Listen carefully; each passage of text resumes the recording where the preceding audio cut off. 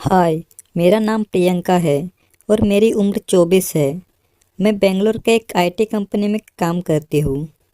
वैसे तो मैं पंजाब से हूँ, जहाँ पर मेरे माता पिता और एक छोटा भाई रहता है। मेरे छाती के आम की साइज़ 34 है, जो कि मेरी उम्र के हिसाब से कुछ ज़्यादा ही बड़ी है। मेरी माँ के आम भी बहुत बड़े बड़े हैं। मेरे पैंटी की साइज़ 15 है। इस हिसाब से आप पता लगा सकते हैं कि मेरे पीछे के तरबूज कितने बड़े होंगे।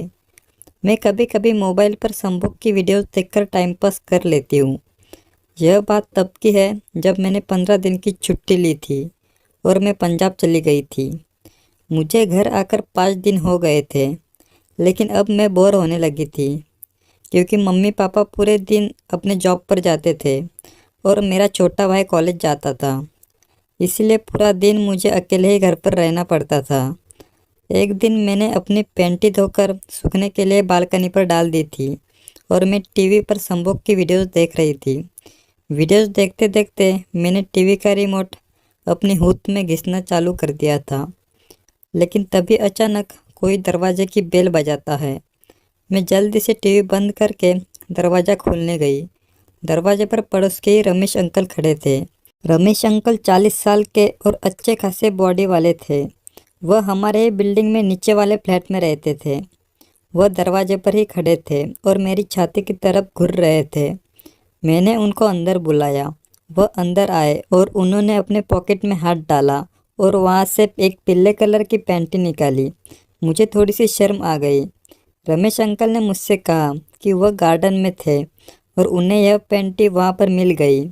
वह पैंटी नीचे गिरने के बाद ख़राब हो गई थी, इसलिए उन्होंने उसे अच्छे से धोकर मेरे पास लाया था। लेकिन मेरे उस पैंटी के बीच में एक छेद बना हुआ था। मैं समझ गई थी कि वहाँ पर किस वजह से छेद बन गया था। फिर अंकल मुझसे कहते हैं कि पैंटी की साइज़ देखकर लगता है कि तुम अब जवान हो गई हो। मुझे पता चल गया था कि अंकल का तोता अब खड़ा हो गया है।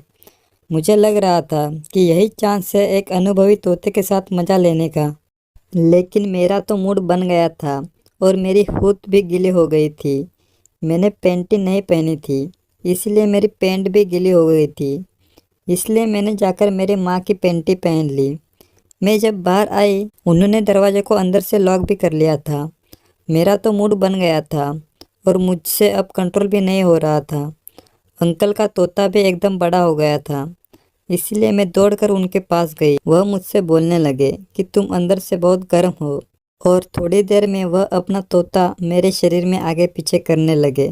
मुझे यह सब बहुत ही अच्छा लग रहा था।